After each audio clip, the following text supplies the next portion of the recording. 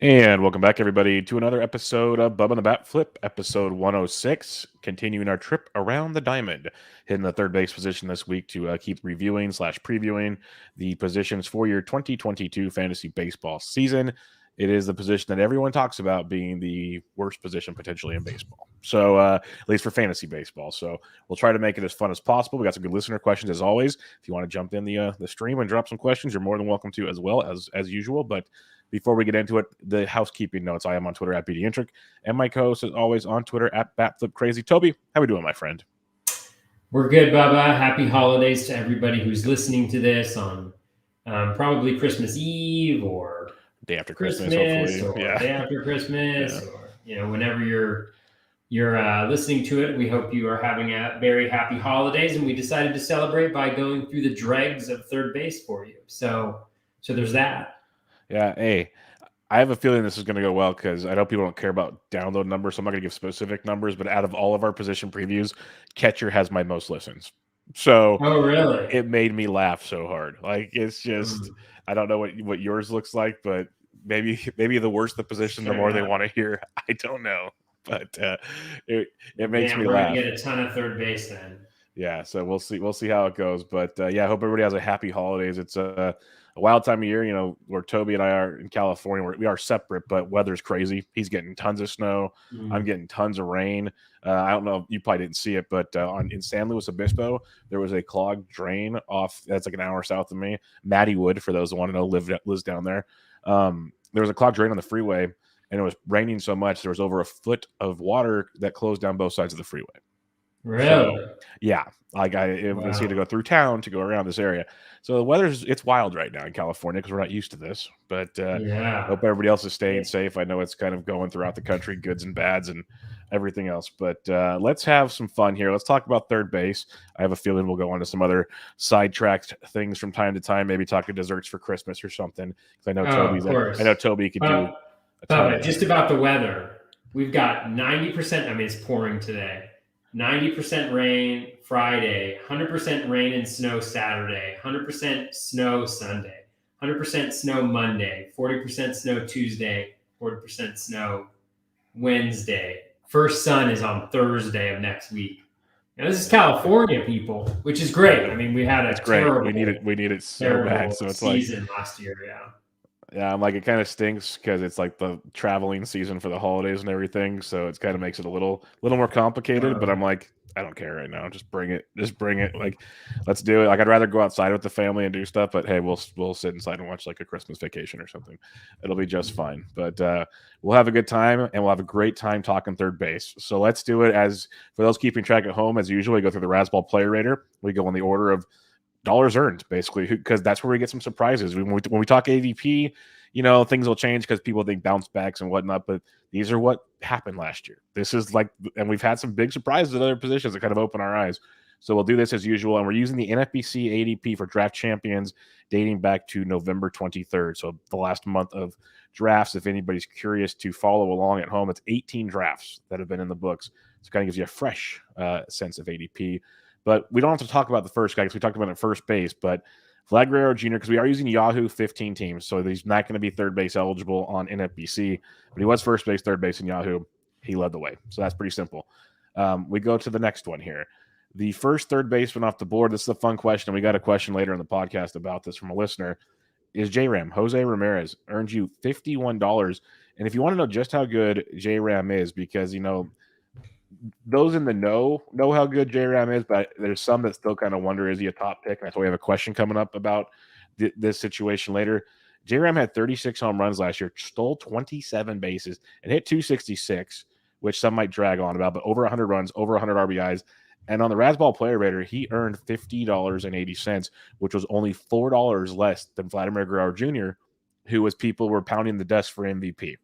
So I know you don't use WAR, you don't want to use dollars earned potentially, but if you look at what we care about, he was almost equal to Vlad Guerrero Jr., except he stole a bunch of bases, which we love. So what's your thoughts on him, Toby?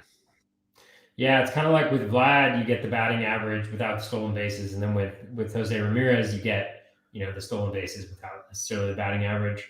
I don't know if there's a ton to say. I mean, he's absolutely fantastic. In 3 of the last 4 years, he's gone 20-20. The last 3 full years, he was well on his way to doing that in 2020, going 2020 in 2020, except for the shortened season. I think the only thing with J-Ram is the batting average. I don't think it's going to be high. It can be a little bit misleading, I think, because people might look at the BABIP and say, he had a 256 BABIP last year. It should be better. But if you look at his 2 previous full seasons, he's at 256, 252. He's never been a really high BABIP guy since he started elevating the ball more, which really started taking place in 2018. Before that, he had a higher ground ball percentage. So a little bit higher batting average, but not necessarily the same power. He's obviously got the power. He's got the speed. He's got everything you need. He's got the power. He's got the speed. He's got everything you need. It's J-Ram. It's J-Ram. So, yeah, J-Ram is great. I think he's great. I have no problem with him going anywhere in a draft. Yeah, and it'll be an easy, I think, answer to the question when we get to it later, but I'll give an example of a few I've been in and I've seen the answer to that question. And I don't care because he is that good. And it's one of those things we talked about in years past, like at second base, when it used to be like second base is better this year, as we talked about, and in years past. But like 4 or 5 years ago, second base sucked. Like it wasn't great. And that made you elevate like Jose Altuve at the time, who stole bases and everything. Like he was like a mid first round pick at times. And people nowadays would look at that and go, whoa. But that also kind of goes back to the point when we talk about him now going in like round 9 or 10. It's like still pretty good value. Like you don't get the steals, but the dude still rake. Well, with J-Ram, it's a bad position. And as we go through the players here, it drops off very quickly. And then we look at ADP. There's a reason that like 4 guys go so fast. And then it just because you need to if you aren't comfortable, basically. It's like, how do you want to draft? J-Ram gives you everything. He gives you everything. And even in a world like you were saying, the average might not be great, but averages aren't great anymore. Like 255 is still very, very good. That's probably like you might remember. I don't remember off the top of my head. Like the top like 80th percentile of batting averages to like winning the NFBC was what 265, 270, give or take. I don't know. I'm just off the top of my head. It might have been lower. I don't know. But he's not killing you. 262, maybe. Yeah, so he's not killing you. He's not killing you by any means, which is great. And those steals from the third base position is just great. So, yeah, I don't need to say too much more. The dude's awesome. Like you said, I'll save the answer for later, but I don't care where you take him either in the draft. Like there's arguments to be made. Just that scarcity alone, if you believe in positional scarcity, brings him to a new level. The third baseman off the board are, according to the player rater, and second off the board behind J-Ram, Rafael Devers. He got you about $39.30. So you had $11.50 less than J-Ram. That's another reason to look at how good Jose Ramirez is at the position. And Jose's only 29. But Rafael Devers is a specimen of his own. He's only 25. I think there's still another level to him potentially, which is crazy to think about. 38 home runs last year, 101 runs, 113 ribbies, 5 stolen bases, hit 279. Maybe the average drops a little bit, but I think you're still getting 260 to 270 more often than not. But the power's legit, and he sneaks in a few stolen bases, which is nice. In the middle of the order, is going to play a ton. Again, not too much to say. Yeah, he's fantastic. He's one guy who last year I was like, I know he's going to be really good. I know he's going to be really good. And I didn't end up getting him anywhere, which was really disappointing. But he's great. I mean, when I look at what he did last year, I actually think there's a little bit of room for growth with the batting average. He did hit 279. He had 263 the previous year. But when you look at the BABIP, it was at 307 last year, 317 throughout his career. He did lower the ground ball rate to 41%. So that might be one of the reasons why. The 38 home runs, the 5 stolen bases is huge. He's in Fenway. He's in a good hitting lineup. I mean, I think he's going to be really good. Some improvements like the O swing, he's dropped it considerably from where he'd been the 2 previous seasons. So he's being more selective. The contact rate increased to previous levels, where it's right around league average, which is great for him, especially because he's a really aggressive guy, even with an improved O swing. And so, he can handle a little bit higher of a swinging strike rate than maybe a normal batter because he's swinging at such a high percentage, of pitches. All of the batted ball quality data is nice. the barrels. He had the highest barrel rate. That might be an area, I think, where maybe you see a little bit of a decline, although he is he's 25, so he's still super young, so maybe you don't. But 15% barrel rate, it's fantastic. All of the exit velocity stuff looks really good. Actually seems like he got unlucky from the expected stats as well. So, yeah, I got no problem with that with Devers. Again, like always, the only issue is not a ton of speed, and you're drafting him pretty early in drafts. So you just have to think about that as you build out your roster. That's my hardest part with him, and I've taken him in a couple NFBC 50s in the second round. Like I've gone there with him just because I'd rather get third base out of the way, and I've started to do a few drafts to try to wait on third base and see how it feels type situation. But because he does so much, but the stolen bases, he's not going to get you more. He might get you 10 if you're lucky. Like it's more like 5 to 8, which we've seen perennially, and you can build around that. But like you just said, Toby, is you got to kind of make a point in your draft. Now, if you go get like Trey Turner in the first round or one of those guys or Bichette, heck yeah, go grab Devers and pair that combo up and have a great time. That's awesome. But just know, like if you go, Garrett Cole and then you go Rafael Devers, you might have a little bit of work to do. So it's definitely a draft strategy to know that you're taking Devers. But we saw him on many winning teams last year, so it's not impossible. So you can definitely get some Devers. The third baseman we will chat about this evening, Manny Machado, coming in at $27.50, just behind Rafael Devers. We've talked about a 29-year-old, a 25-year-old, and another 29-year-old. So the position is still very young. The thing with Machado, the power, it's been there pretty much every single year. His first year without 30 home runs in a full baseball season since 2014, which, again, wasn't his full baseball season, but 82 games. I'm not too worried about that. The thing with him is he stole 12 bags, which is great. But like back in 19, he stole 5. Then he had 14 and 18. Then he had 9-0. If you get the steals, you're in business with Machado. Everything else checks out. He'll get you runs. He'll get you RBIs. He actually hits for very good average compared to these other guys we already talked about. It's just a matter of, is he going to steal bases? And that's the gamble you're taking when you pick him. But he's been good, and I think another year in San Diego is just going to make him better to me. But we'll see how that works out. Yeah, he's not even 30 either. I mean, that's crazy. I think with Machado, he's so solid. I drafted him in a number of places last year. He's solid across the board, like you mentioned. I mean, he's not necessarily spectacular in any one thing. The one thing I'll say is that he definitely underperformed on home runs last year.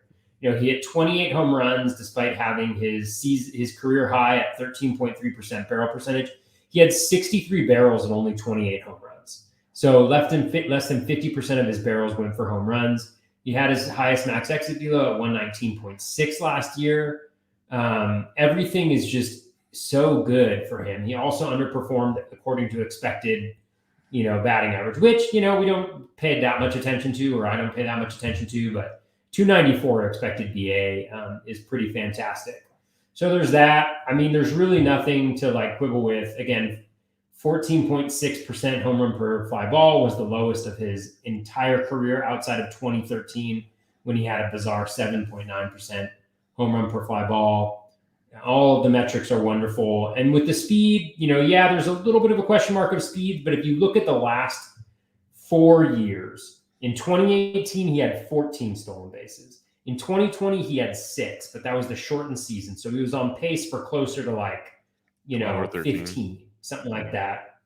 And then, it'd be more than 12 or 13 because it's 6 in 254 plate appearances. And then he got 12 last year. So he's really been double-digit stolen bases over a course of a full season in 3 of the last 4. So that steamer projection at 10 seems reasonable. You could definitely see a situation where he ends up being higher than that. And he also, if I remember correctly, he didn't run much in the second half last year. I think probably potentially because of the Padres just faded so hard. And let me just confirm that I'm not making up lies. 9 stolen bases in the first half, only 3 in 4 attempts in the second half. I wonder if that coincided with Tatis going down. I'm wondering about that. Yeah, it definitely could be. And I know I feel like he was battling injuries last year. I remember a Dodgers game specifically. It went to extra innings where he got injured and he stayed in and he stole a couple bases in extra innings, but he just didn't look right. And I feel like he slumped after that. I don't have that in front of me, but I really like this is all a long way of saying I think Machado is super solid and he contributes across the board. He's got a really high ceiling, he's got a really high floor. And those are the types of guys, especially in the second round, when you start to get a few more questions about some of the guys that are going there. You get some hype guys from last year or some overperformers from last year. So I love Machado. Yeah, Machado's a guy going around pick 24, gone as low as 37, which would be outstanding. Like if I could somehow skip on, say I miss J-Ram, not skip J-Ram, because he's pretty much my guy after like the first 3 or 4 picks. But if I miss on J-Ram and I can afford to skip Devers to get Machado, I'm pretty interested in that scenario because as much as I love Devers, I think maybe you get 5 to 10 fewer homers, but the stolen base difference could potentially be a big difference for me because I value steals so high, and I know others do. Some think it's crazy, like you can make it work. Who knows? But I think that's a philosophy I want to keep trying to instill is, okay, if you can't get J-Ram, circle to Machado, don't force Devers. That's kind of the angle I want to maybe start looking at some more. But yeah, I'm with you on Machado. The dude's freaking good. Really, really, really good. I just want to say I love him as a player. He's one of my favorite players in all of baseball. Just watching him play. I mean, when you have him on your fantasy team, it helps. But like just watching him play, he's just so much fun to watch. He's incredible. Yeah, no, I'm with you there. He looks great in that jersey too. God, that Padres the whole giddy up of the Padres is just so fantastic. Yeah, those newer ones they rolled out last year. Definitely a good look for Machado and Tatis and company. Definitely a fun look for those guys. The next third baseman off the board, Austin Riley. We're staying young. He'll be 25 on opening day, basically, this next year. He earned you $33.70. But unlike the previous names, there's at least some caution to be talked about with Riley. Like the power is legit. We always knew the power was legit. That was never a question with Austin Riley. It was always swing and miss, which he's done better each of the last, even if he's the shortened 20 season and last season, has been phenomenal. Like much, much better than we saw in previous years and in the minors. But the BABIP was through the roof, and that led most likely to his high batting average. And the question is that going to be sustainable this year with Austin Riley? But he's so young. It's one of those, do you take the chance that he made changes? It's very possible because he is so young. He could have made some changes. At the same time, it's quite the jump. So it's going to be tough to keep that going. So what's your take on Austin Riley from the last season? Yeah, I mean, I think for Riley, the BABIP certainly jumps out. But I think the question is, what does he regress to? I don't think he's a 300 hitter, but Steamer has him at 274. I could certainly see a situation where as hard as he hits the ball, it's very possible. Yeah, 275, 280, which is spectacular. You know, in today's game, he's improved. Like every single year, you see his O swing has decreased in 2 consecutive years. It's still not elite, but it's getting better at 34.6%. The contact rate has improved both seasons as well, 73.9% in this most recent season. So pretty close to league average. So that K rate is not an anomaly at 25%. Batted ball quality, highest max exit velocity. His barrels, 57 barrels, 13.3%. Again, that's, it's all great. And he hit 33 home runs. So that's right in line with what he should have had. And that's what Steamer actually projects him for. I'm actually interested to see how he progressed over the course of the season because I know he started off a little bit slower. He had a monster tear later in the year. Insane. Yeah. And I would just wonder if some of the things like the ground ball went down and that hard hit rate went up a little bit. So maybe the ground ball rate going down compared to earlier in the year helped out a little bit, but it's right in line with his 3-year average. The contact last year was just way better than it had been previously. So he was seeing the ball better. So, I mean, I think Riley's the type of guy who people are probably going to look at and say like, he's probably going to be worse than he was last year because, he got a little bit lucky. And I think that's just a situation where you have to ask yourself, okay, he got a little bit lucky, but if he doesn't get lucky, if he hits to his true talent level, what exactly is that? And I think that's a very good player, with a plus batting average, plus power. He's going to have plus runs and RBI, in that lineup, probably hitting up pretty high. I mean, even if Freddie Freeman leaves, chances are that Riley's the guy there and hitting in the 3 spot, if that's the case. And so that's another just great situation to be in. And if Freeman's still there, he's hitting cleanup.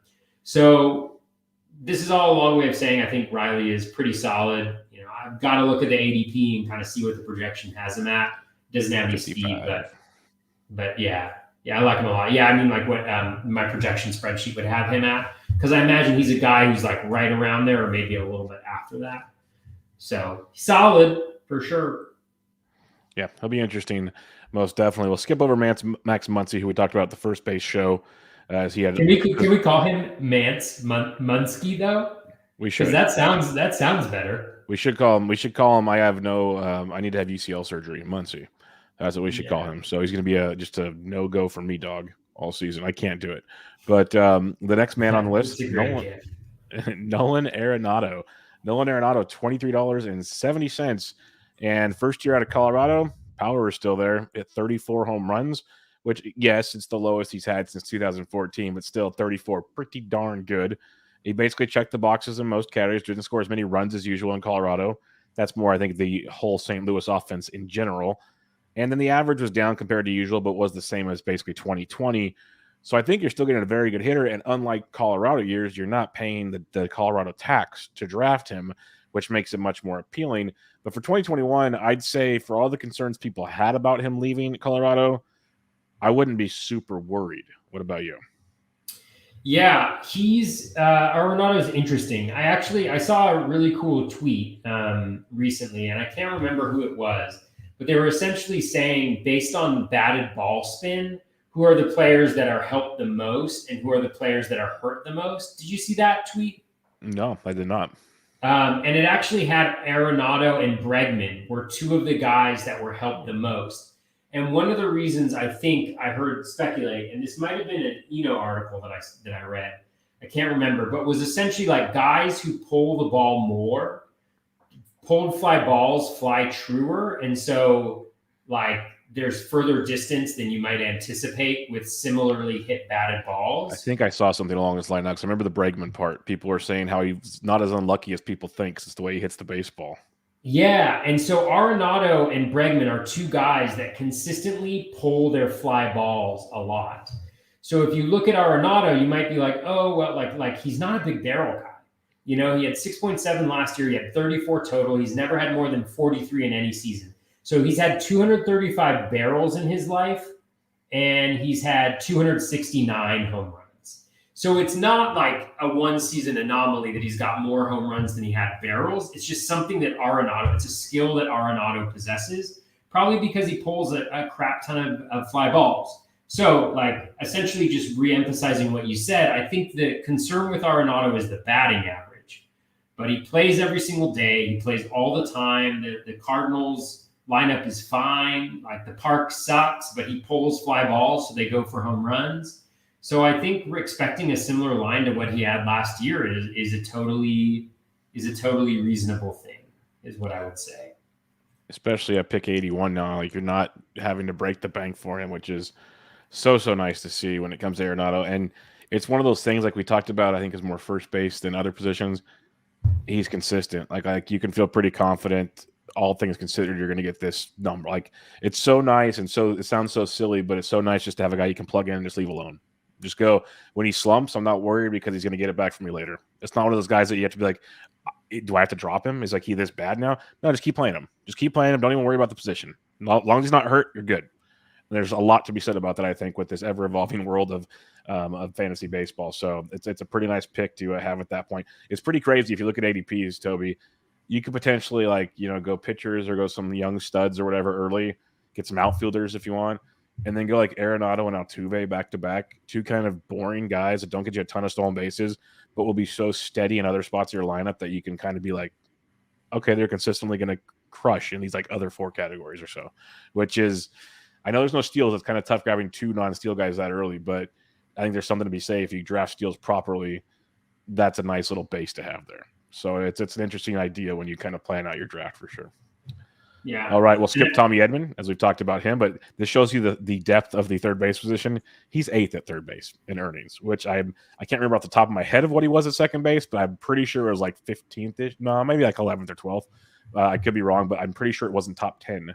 Let's put it that way. So it shows you what's going on here, but we will move on to the little leprechaun, as I call him, because I'm a Giants fan, and he seems to have good fortune against us all the time, and his name is Justin Turner. He is a heck of a ball player, but we've had Arenado was the oldest third baseman we've talked about so far. He's 30 years old. Justin Turner is 37. We have hit a new realm of ball players here. He's earned you almost $22 last year. He played in 151 games, which was his best since 2016. And only the second time in his career he's played over 135 games. That's always a concern for me with Justin Turner, is playing actual baseball. But he hits for average when he plays, hits for power. If he's out there, it's great. Great ball club. He's another kind of safe guy. Not going to get you stolen bases, but when he's playing, it's great. Problem with him is, we talked about it in other shows, Toby, and a lot of really good people have talked about it. You need at-bats. You need playing time. With Justin Turner, it's tricky because it's not just, filling in when he's injured. He gets days off. So you have to keep him out there. And that's the conundrum I think I have with Justin Turner. What's your thoughts on his 2021 season, which still in the end, pretty darn good? Yeah, it was a really strong season. I don't know if there's much to add. I mean, everything kind of adds up when you look at the line. The plate skills are really good. They have been for a long time. He makes a ton of contact, doesn't strike out, walks at a decent clip. As a result, he hits for good average. The power was pretty good. He's not like an elite power guy for sure, but like 27 in his last 2 full seasons, 17% home run per fly ball, then a 14% home run per fly ball. He had the highest max exit velo he's ever had last year as well. Barrels were fine, consistent with his career average. So I think he's totally fine. It's just a matter of, again, like, he played a full season last year, and then he had 580 plate appearances, in the last full season that we had in 2019. So he certainly takes some time off, but it's not that much time. So I think it's just a matter, as you articulated, of determining what your preferred risk level is, knowing that he's not going to be like a 660 plate appearance, 650 plate appearance guy, but you can certainly live with the profile that he brings. Definitely. And the good thing about Justin Turner, we just talked about how much he brought back. He was the 9th third baseman. And in NFBC, he's probably like the 6th third baseman, because a lot of those guys don't qualify at third. He's right now in ADP, he's the 14th off the board at 175. All these other guys we talked about are like top 70-ish, 80 picks. You're getting them 100 picks later. So there's something to be said about that as well. When you're looking at things, that's why I said it's consistent. You pretty much know what you're going to get from Justin Turner. It's just a matter of how much do you get him out there, Justin Turner. That's the fun with him. One interesting thing, I know this isn't a preview podcast, no, that's fine. Cool. But just a little nugget. So I was just looking at my projection spreadsheet, and I haven't updated this in the last couple weeks, so it's probably a little different than it has been in the past.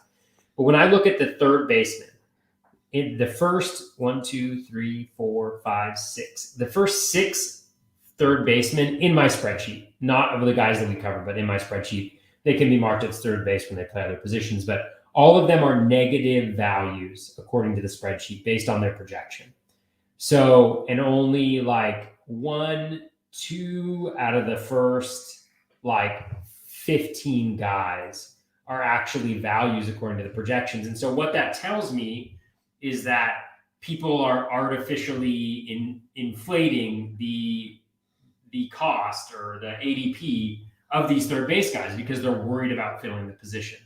And so I just say that because it's interesting, because you can choose to maybe take a guy earlier than he should go to make sure that you have a good third baseman, or if you can find some good value later on, perceived value, I guess I should say, later on in the draft at that position, I think it could be really nice. Well, I feel you there. And Turner could be that guy. Yeah, although that's I didn't check to see if he's an actual value. He's not, but yeah, that I wonder. Yeah, because the projections, I think, project him for the playing time situation. That could be an issue at times. The next third baseman off the board is Kris Bryant. He has multi-position eligibility. We skipped him at first base. We'll talk about him here. We'll leave him off the outfield, but we'll talk about him here. We have to talk about Kris Bryant. I mean, honestly, I really don't want to. Like, as much as I enjoyed him being a Giant, he's still a gigantic headache in fantasy. I've passed on him in every draft, and he falls. And some guys always take him. Like, he still has an ADP inside the top 100 right now, but he's gone outside the top 100. He's a conundrum, and he's a tough one for me, especially not knowing where he's going to play. That's a big one for me, just because I think it will affect him a bit. But 25 homers, 10 stolen bases, hit 265.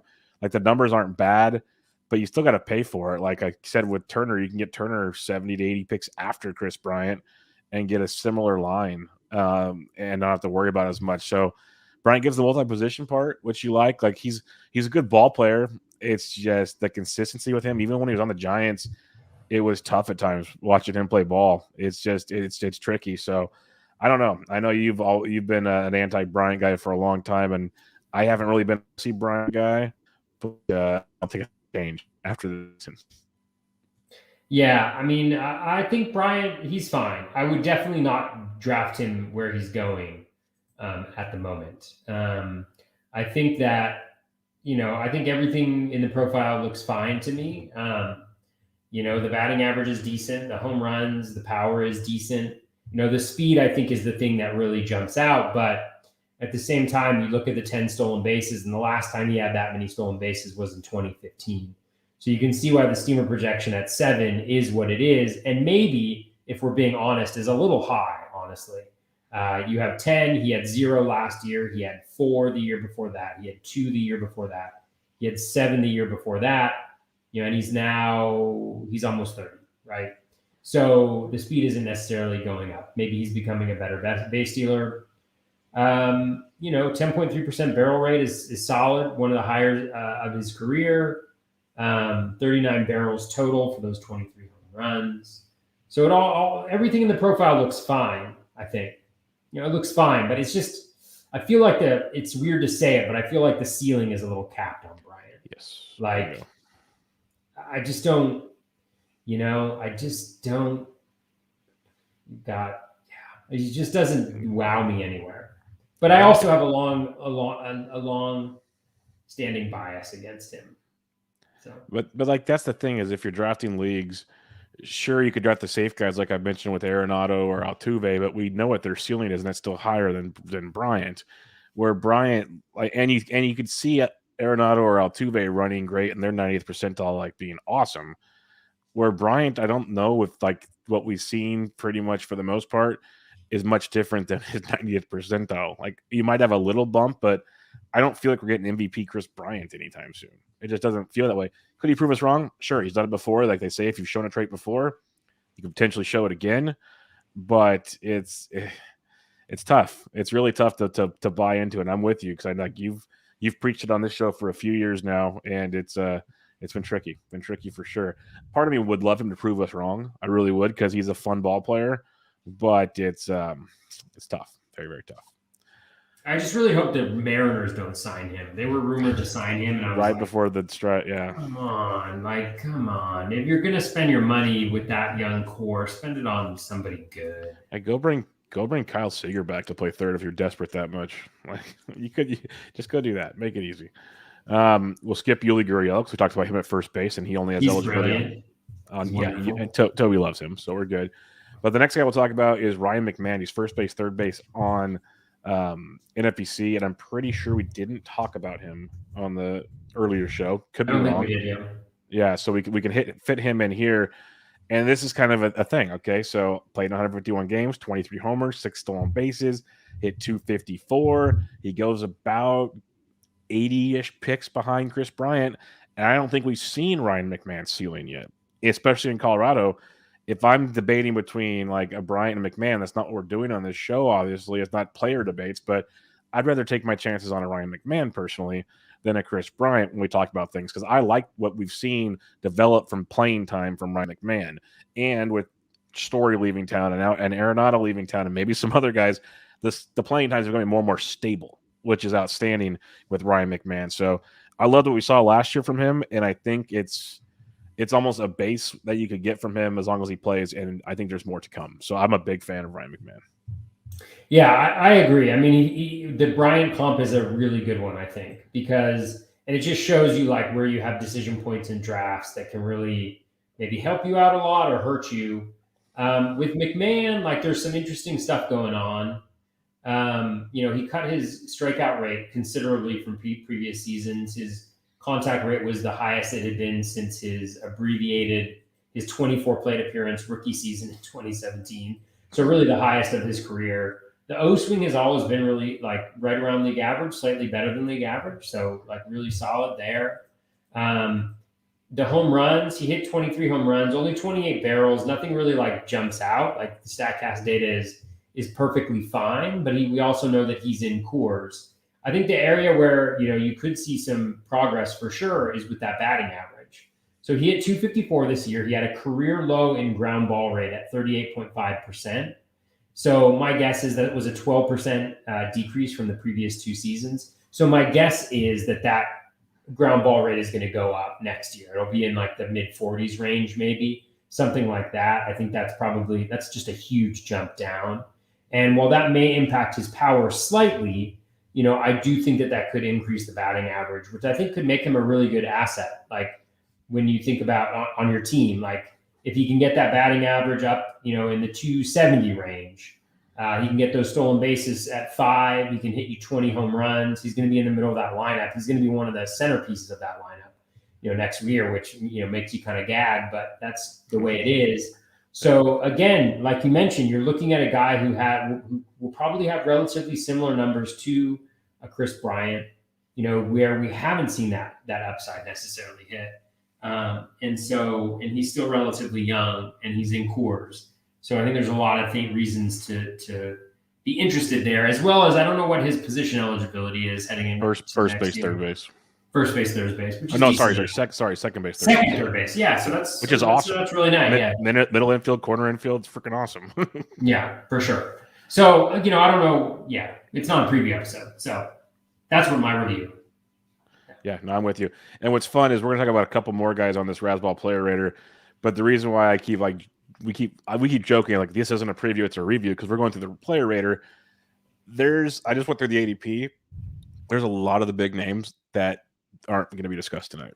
A lot of them, because as you slide down the Player Rater, they made less than $5 or negative dollars, and that's what's really Alberto Mondesi. We don't get to talk about Alberto. No, Mondesi. Not Mondesi. No Matt Chapman. No hot takes. No Chapman. No Rendon. No Moncada. No Brian Hayes. All these guys people love, all less than $5. So, I guess what it could say before we talk about these last 2 guys is the third base position might be ugly. But what we're seeing here, and obviously what they did last year is not what they're always going to do next year, especially the deeper guys that overachieve potentially. But I guess it does show there might be some sneaky depth if you play the cards right. It might not feel comfortable in a draft. You might have to bob and weave, but they're like we talked to McMahon, who you can get like at 170. This next guy's coming up at pick 190. There's a bunch of other guys like Kyle Seager finished 15th, and that's including guys like Ty France is there, Gene Segura, who somehow has third base, IKF, Kyle Farmer. Like these guys all outproduce those names we talked about. But it goes to show you, I guess, the depth at the position if you play it right based on your format of what you got going on. But the next player is the 14th on the Player Rater here at third base. He made $15 this past season. That's Eduardo Escobar. And I've kind of been a fan of Escobar's in recent years in Arizona, especially once he kind of got regular playing time. He's good in Minnesota right before he moved on. Like that's what kind of got him to move on. But since 2017, it's been 20 or more homers. He's got 28 or more in each of his last 2 full seasons. Give you a couple steals here and there, but going to hit you 250 to 260, maybe a little better if he runs hot. He's going to be playing in New York, which is not the best hitter's ballpark, but that team as a whole is going to be a lot better. So it's going to help him probably in counting stats, if anything, which could be very nice. But Escobar is one of those guys with the multi-position eligibility. He's going on pick 190 right now. That just kind of it's not a comfortable, like a for sure pick. But again, if you like a Ryan McMahon type, I think Escobar's got to be somewhat close to that. He's older, so we've kind of seen what he could peak at. But I think you kind of know what you're going to get with him, which is actually a pretty good ball player. Yeah, Escobar is he's been solid. Like, he had the off season and the shortened season, but a lot of smart people were on him last year and certainly paid dividends. He hits the ball in the air a lot, so the batting average isn't going to be great, but it's not necessarily hurting you because he's not striking out a ton. He's really improved his plate discipline, or he did last year. He was much better there. Contact rate is also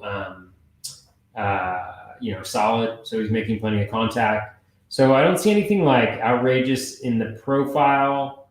He had his highest barrel rate of his career. He had 38 barrels last year. Highest max exit velo as well. So like the batted ball quality skills don't seem to be diminishing.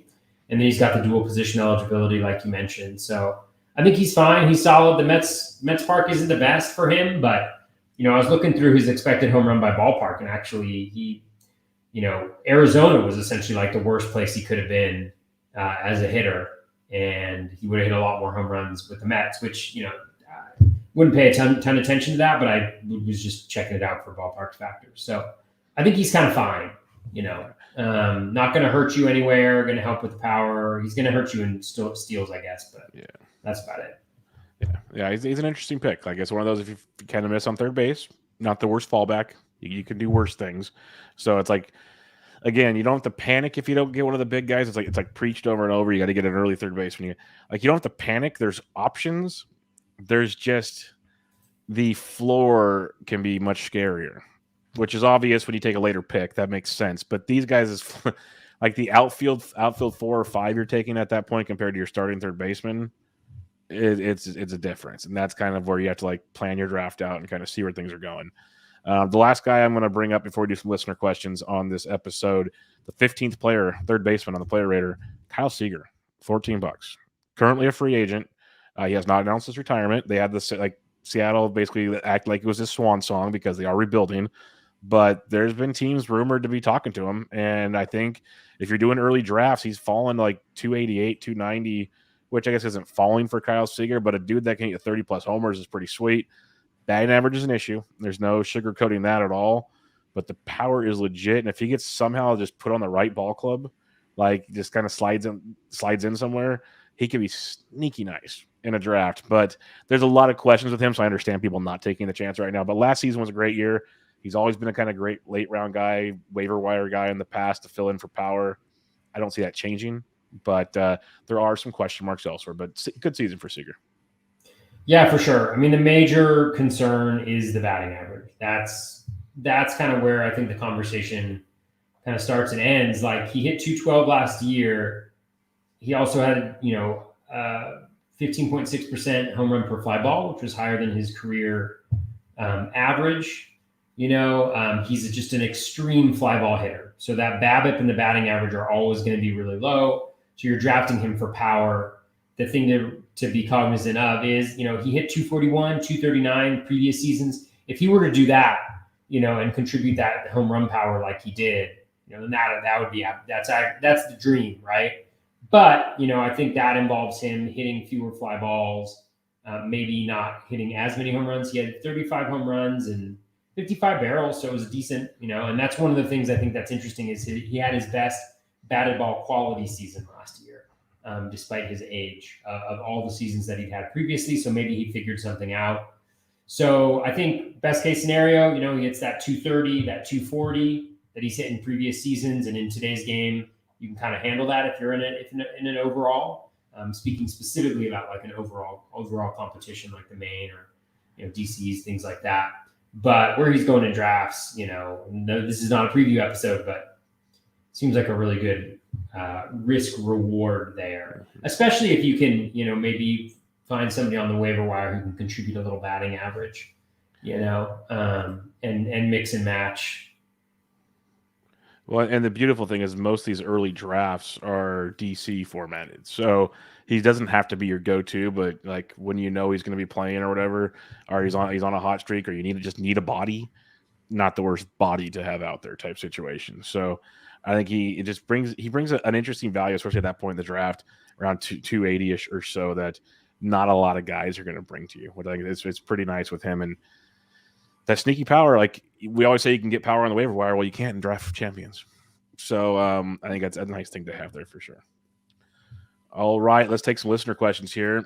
We'll start out with Sleepy K. Our buddy Mike Curlin, he came in hot, and everyone's on tweet. I do see some ADP debates on guys that are close at positions and everything, and I did Bryan Hayes and Yoan Moncada, because they're basically on the same pick right now. And Yoan Moncada's at 147, Hayes is 149. They're going pretty darn close, and everybody wanted Moncada. Brian Hayes, Mike Curlin. Yeah, that's what I said. Mike Curlin says expectations on Hayes this year. A couple things I want to say before I give it over to you. When I talked about Player Rater, Brian Hayes, 45th on the Player Rater, minus $9.50, which is interesting. I mentioned he's going around pick 149. the thing that's fun about him is he's young, 24, top prospect. He had a down year, he had an injury-riddled year, but he brings a power and speed that not many third basemen outside of maybe Jose Ramirez could bring to a team. So it's, do you gamble on the ceiling, or are you concerned with what is it is what it is situation? That's what's fun. But what's your thoughts on Brian Hayes? Because looking at Steamer, it's kind of an in between of last season and maybe a ceiling situation. Yeah, I'm really interested in Brian Hayes. I think there's injury issues there, and if you don't listen to the Launch Angle podcast with Rob Silver, Jeff Zimmerman, and Manly Van Lee, they had a really good discussion just about like the injury situation there with Hayes. He had an injured wrist throughout the season, so if he recuperates and he's healthy, he could be in for a monster year, but it seems like it could be a lingering issue or an issue that he's had repeatedly throughout his career. So I think that's the major question. And so it's one of those ones where you can't really tell, I think, until spring training, and you get to see him live to see how he's doing, and we have an injury update to really get an idea. But if he's healthy, I'd be all over Brian Hayes going right here. Like even last year, he had 14 barrels. He only hit 6 home runs, so he was underperforming there. He played like half a season, essentially, most of it injured.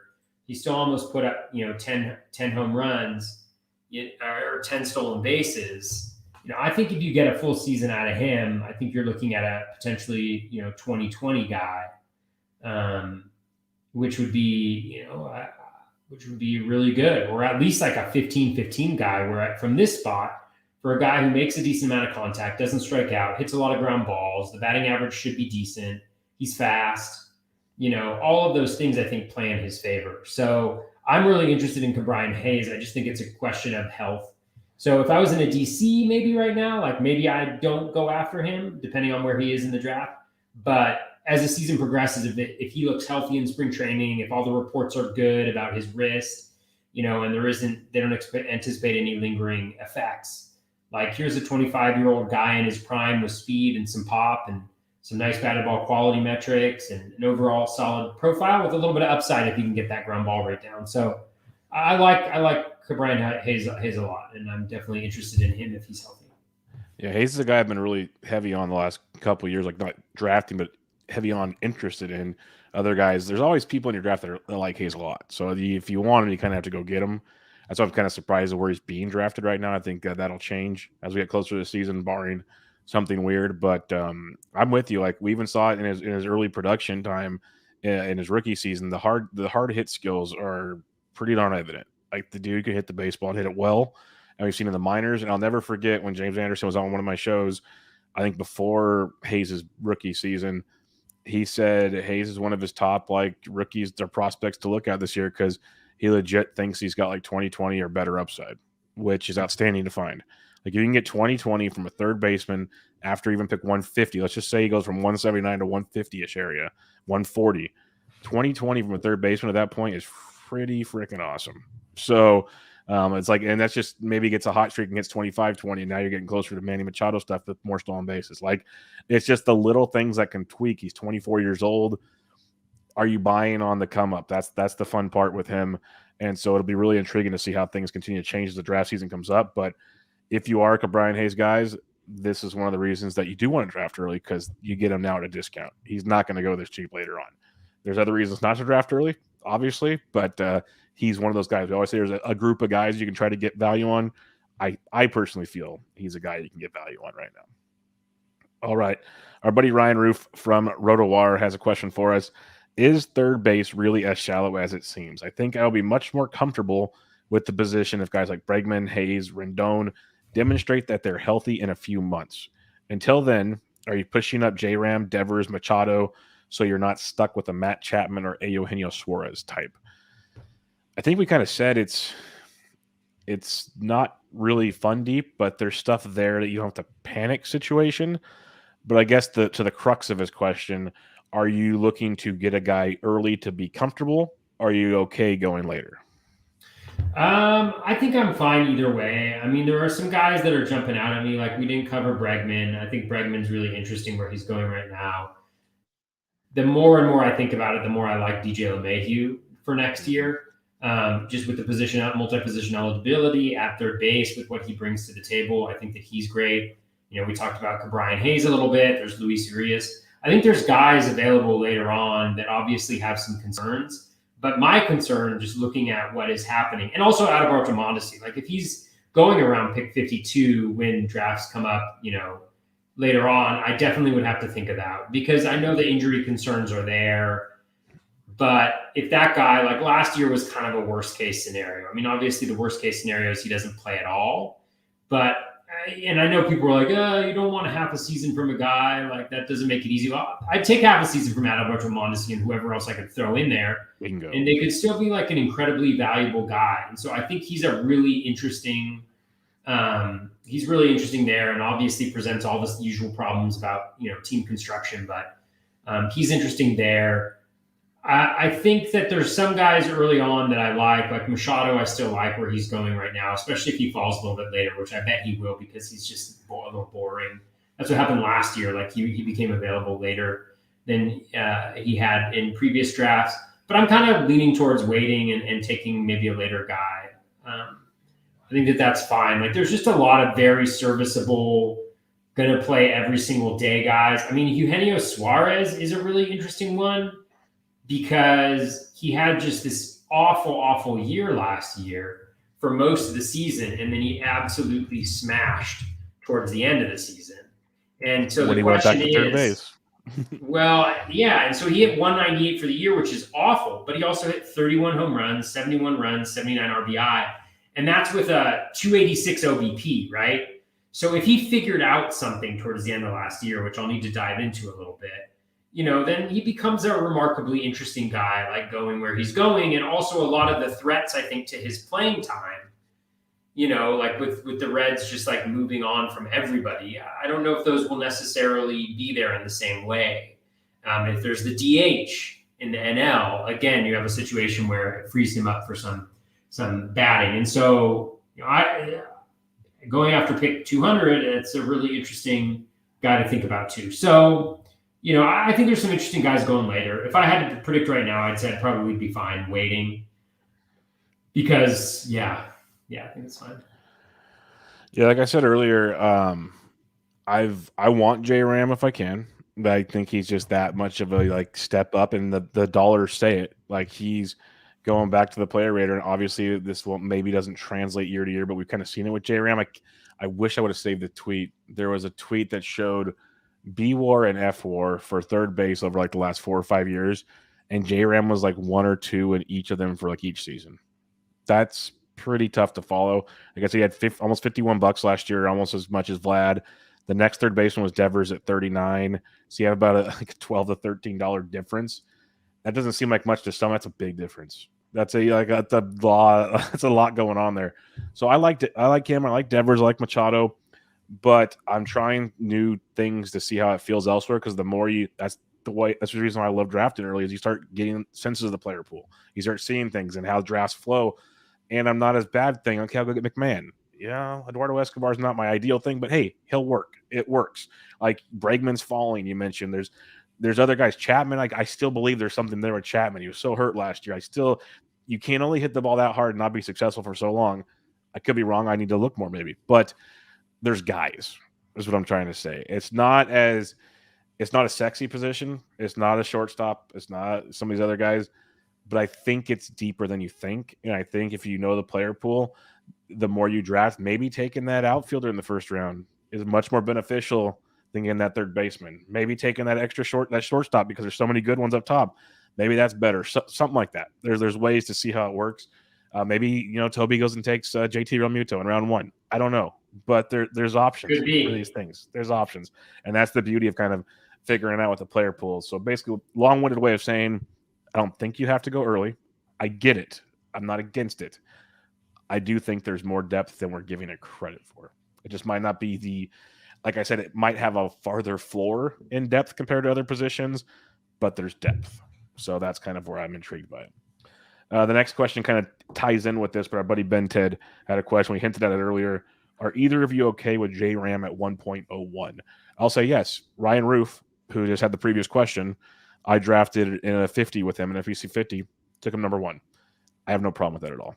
Like, I prefer Trey Turner. I've said it many times, but I don't have a problem with it. If you're that strong on third, feeling about third base, zero problem with it. What's your thoughts? Yeah, I have no problem with it either. I think he's fine there.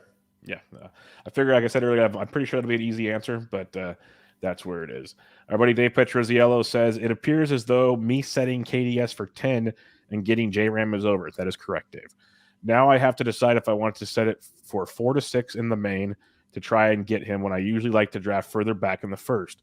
Can you see the case for him 1 overall? Because I can. Yeah, we agree. We just said 1 overall.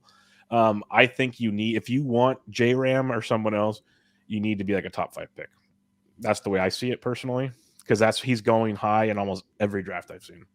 So yeah, I agree. I think the only question will be if what has happened in the past happens this March, which I don't necessarily think it's a given, but with starting pitchers moving up, generally they go higher in the mains, but at the same time, like, we've never really had a situation where starting pitchers are just so much I'm not playing. So, like, the first starting pitcher, like Garrett Cole, is the 7th player off the board as the number 1 starting pitcher. And then, Corbin Burns is 8th. We've never really had a situation, at least in recent memory, where that's the case. Like, there's always been like a DeGrom and Cole from last year, or even the year before that. Like, there's always guys going really high up. Max Scherzer, and so it'll be interesting to see whether those guys push up and open up space for a guy like J-Ram, because I think what will happen, right, we'll have Trey Turner, you'll have Tatis, and we'll be closer to the season, so it'll be more clear-cut, like, what his injury situation is, and then it's just kind of like a little bit of a scramble between those next guys, but, with Soto and Bichette and Ramirez. So I think if you want to get him, you got to be like number 3, but yeah, it'll be interesting to see what happens. But yeah, number 1 is fine. The first OC just happened, I believe, on Wednesday, maybe Tuesday. And here's your top picks. It went Turner, Tatis Jr., J-Ram went 3rd. Juan Soto 4, Bichette 5.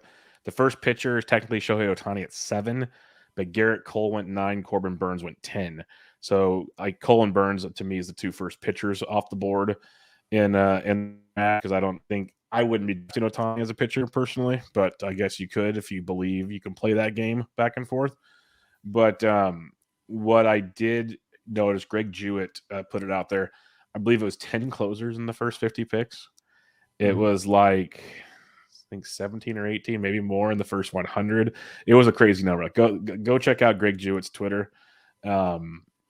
Closers went early. Let's put it that way. Like, they were flying off the boards in that draft. But moral of the story, J-Ram went in that. Think about it.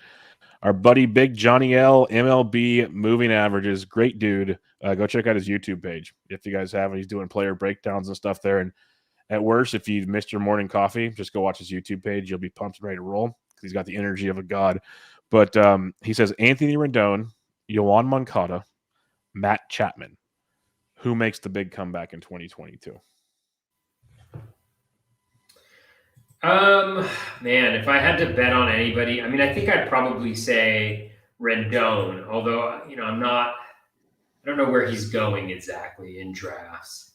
I think the thing with Rendon is, I think the only question I have with Rendon is health. Mm-hmm.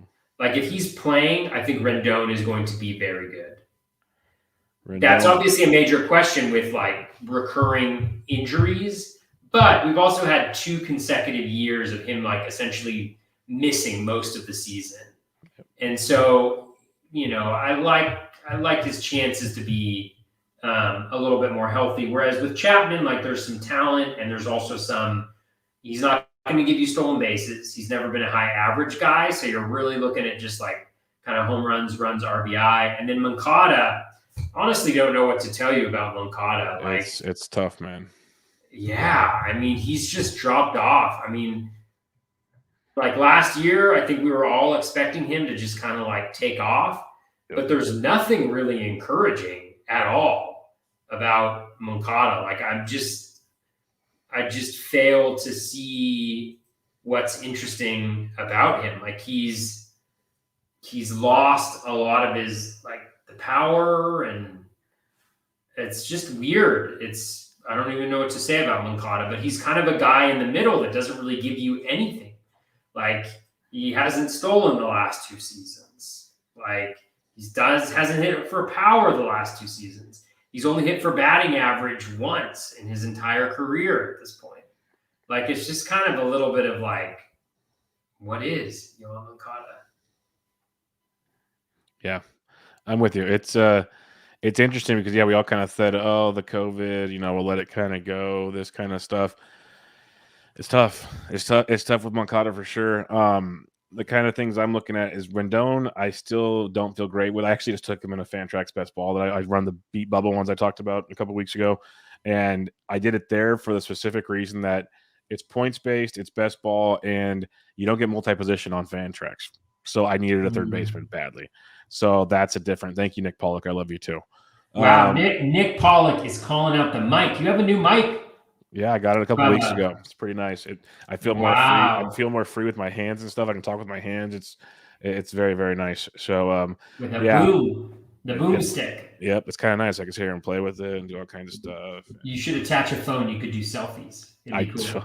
There we go. I should have got a selfie stick. This is me recording. But yeah, with Rendon, it's just I don't trust the health, but I could see the bounce back there where Moncada it's so lost, like you said. It's like he's only 26. That'd be like you said, I can't find anything good. To me, he's still only 26. Like we talk about, like if you go read the forecaster and everything, guys, prime years and all this good stuff. To me, there's still hope. Like you look, his launch angle dropped, maybe he gets elevated a little more, but you're grasping at straws. You are, so it's tough. But like I still want to have hope because that lineup's so darn good. So darn good. Like if anything can click in that lineup, that's gonna be a monstrous season. So it's tough. It's really tough. But last but not least, Chapman, again, the hard hit skills are great. He's not gonna run. So if you got to pick one of the three, I guess Rendon. But I don't love it. I don't love it at all. Like that's a tough 3. I'm sorry, Johnny L. I'm sorry, but I get the question. The biggest thing is you asked where they were going. Rendon's going at 116, Moncada 147, and Chapman almost 200. So that's another reason why it's hard for me to get Rendon, because at that point in the draft, do I want to take a gamble on Rendon where I can go gamble elsewhere? I know he didn't ask the question. I can go get Ryan McMahon 90 picks later. Like it's tough to go grabbing Rendon at that point in time. So sorry, Johnny. Not the answer you're probably looking for, but it's tricky. Without knowing the health of Rendon at all, it's real tricky. Charlie's CH4 Arley's asks, expectations and thoughts on Kris Bryant. We kind of gave those a second ago. He's number 7 on the list. How big of a drop-off, rise? How much of a drop-off or rise for his ranking will his next team have? Is 2016, 2019 more of an aberration in a career year? So we kind of gave our thoughts on Kris Bryant already. We're good there. He's got a second part of the question. What is the reason for everyone being so low on Josh Donaldson? Injuries and age. That's me, at least. Yeah, that I would agree with Donaldson. I mean, I think let's just take a peek though. So 543 plate appearances last year. Only got 102 plate appearance in the shortened season. Then 659, then 219. So essentially, like over the last 4 seasons, he has 1,500 plate appearances. So I think that's the major concern. And I think a lot of people the Steamer projection has Donaldson as a huge value, but it also has him at 606 plate appearances. And so that's going to be the major question, is whether he can do that. He's 36, but, I don't mind him. I don't know where he's going in drafts right now, but where is he? He's going around pick 222. I think that's totally fine. Yeah, it's not bad. It's like just for fun, him or Eugenio Suarez. Oh man, that's a good question. I think I tried Josh Donaldson, but it's a conversation for sure. It's interesting. Yeah, I might go Donaldson. It's tough. I don't know. It's tough. Suarez also has the dual position eligibility, which is really nice. I know it's shortstop, but man, I look at it more as it's middle infield. It fills up a couple different spots for me. Where if things get south, like that's big to me. Like really, like sure you like there's the old first base outfield or something, which is nice. But if you can get first base, like or a corner, a middle infield, and a corner infield, so you can kind of cover 4 positions, it's pretty nice. It's pretty nice to have. Yeah, I'd go Donaldson, I think. Cool. Sounds like a plan. Next up on the agenda, our buddy MS at SMMS79 asks, even more than second base, I feel like locking third base in is my biggest concern early on this draft season. Seems like third base is full of torpedoes that would sink your season. Second base is just mediocre. Kind of goes to the point of the floors might be lower on some of these guys if you're risking it, but you got chances. But his question is, do you think Josh Jung of the Texas Rangers gets an early call-up? Can you see that going both ways? I do. I think if things are going okay in spring, I think he might start the season at third base. But at worst, I personally think he's coming up early because I think the CBA stuff's a big part of getting these young guys without all the BS behind it. And if that gets settled, the Rangers have zero reason to keep one of their best hitting prospects in the minor leagues. That's my 2 cents. Yeah, I mean, I really don't know. Steamer has him at 270, 16 home runs in 394 plate appearances, which is pretty good, right? Puts him slightly above 20 and with a plus batting average. Things that I'm always concerned about. I mean, number one is, he's got to be brought into the big leagues. He's on the Rangers, even though they've added some good players. They're still not good, and I'd say they've got a very thin. What's that? They're still the Rangers.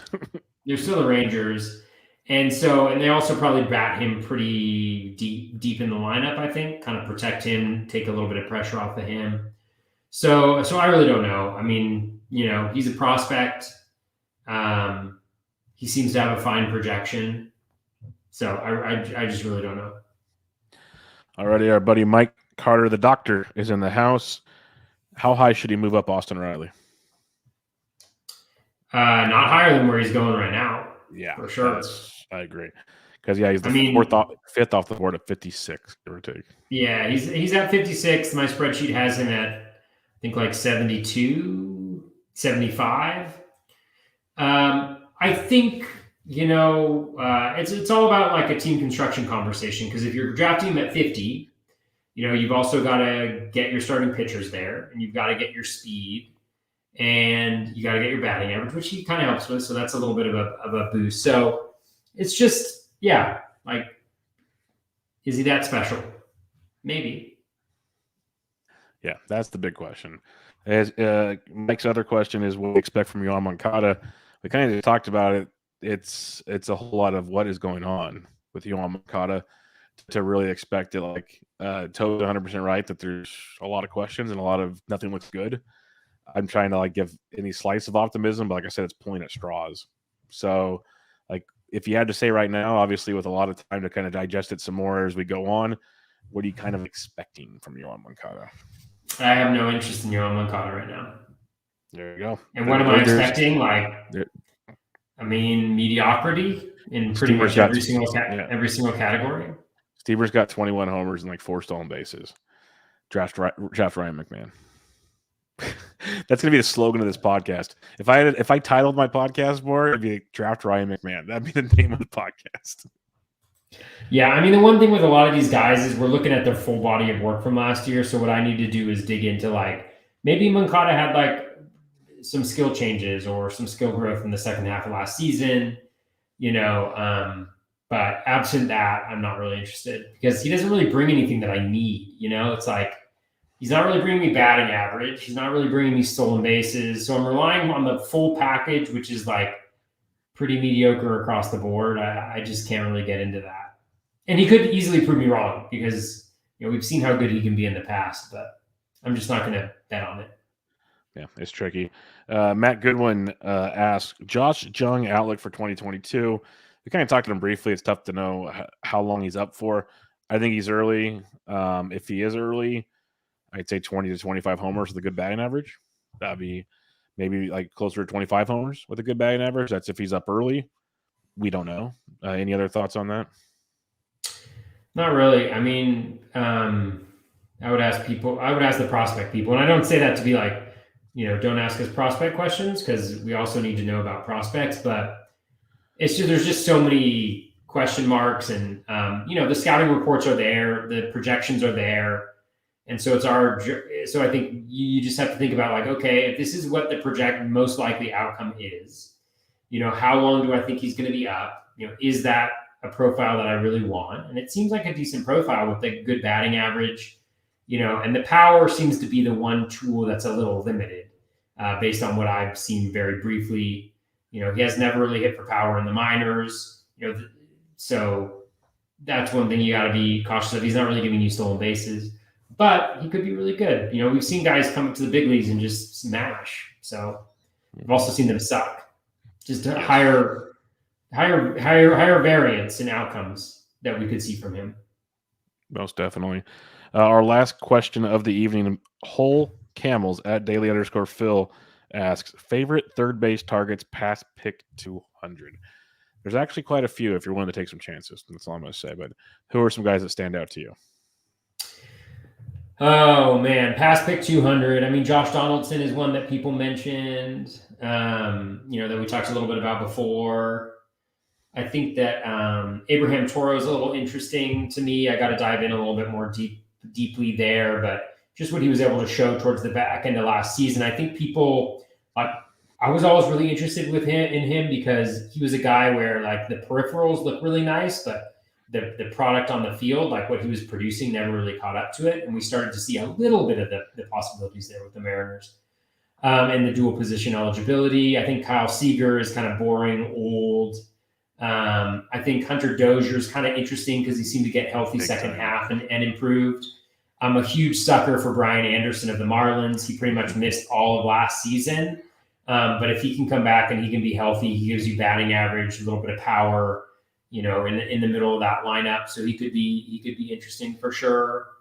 There are guys like that. Ha-Seong Kim is interesting if he gets a real shot at playing on a regular basis. He seemed to improve as the year progressed last year. So those are some names that kind of jump out at me a little bit as interest, but I need to dive in a little bit deeper on those guys. Yeah, I like those guys. I really am curious of looking more at Toro because I like what I saw there from him. I just want to see if it's more of if it can be a consistent thing with him. I am interested in Josh Jung, especially if he gets to play every day. He'd obviously going a lot higher if that's the case, but he intrigues me. Dozier's one of my favorite guys at this point in the draft. At pick 334-ish, I like him a lot for what he can bring to your team. He runs more than people. Like, he came into last year saying he wanted to run more. He was hurt early on. Like you mentioned, he got healthy and started playing well towards the end, started running and hit for power. And he hits the ball. His hard hit skills are great. So I like Dozier a lot. Two older guys I'm really intrigued with. I know Mike Moustakas has been injured a lot, but he can still hit the snot of the baseball. He's in Great American Small Park. So pick 380-ish is intriguing to me to kind of take a dive in on him and see what he has. Evan Longoria is boring, but you said Kyle Seager is a boring old guy. So is Evan Longoria. Doesn't play a ton, but when he plays, he's been raking with the Giants. So if like on DCs and stuff, I think Longo is a phenomenal pick at third base. If you're kind of wondering if you're good enough at third base, he's a good like late filler for you. And then there are more, but one guy I'm going to mention that I'm going to dive in a lot more on because some very, very smart people have discussed him. And he might not get the start at third base, but these smart people feel he should get the start at third base for the Blue Jays, and that's Santiago Espinal. So I need to go look at him a lot more because I know Kyle Seager, Blue Jays. There you go. That's one of the rumors and then that's when all the people said, no, Espinal. Espinal's young though, so it's one of those like people they might just be like, yeah, he can wait and we'll go. But that's a guy I'm curious about. He's going after pick 500, so he's an option for you as well. But all right, Toby, that'll wrap up our third base review for 2021. Once again, any final thoughts as we head into the holiday weekend and hopefully some more fun for everybody? Nope, I don't think so. Thanks everybody for listening. Have a happy holidays. I don't think we're going to have a show next week. So Merry Christmas if you celebrate. If you don't, hope you get a little bit of break off. Happy New Year. We're heading into 2022. As always, really appreciate everybody listening and following and engaging and looking forward to the fantasy baseball season in 2022. Yep, no doubt about it. Thank you all for listening to another year of our blabbering about fantasy baseball. We truly appreciate it. Toby and I do it because we love doing it. We like to talk to each other, so it's fun. But we appreciate you guys listening. It makes it even more appealing for us to do this. But I hope you guys do have happy holidays, Christmas, whatever you celebrate or don't celebrate. Enjoy your time off. Hopefully, with friends, family, and being safe and all. Avoid the weather, like Toby and I are going to try to do. But yeah, we'll be back with you guys in the new year in 2022. So have a fun week or so. And start reading your books. All the books are out, folks. Any book you want. Forecasters, Processes, Black Books, FTN, you name it, they're out there. SP Streamer, they're all available. So get your books, get to studying. Football season's almost over. So it's about go time, folks, because I still believe the season's happening. So I'm not down the deep end just yet. But we'll see come later on. But everybody, you guys have a good one. And we'll catch you guys in 2022. But this was another episode of Bubba the Bat Flip, episode 106. Catch you all later.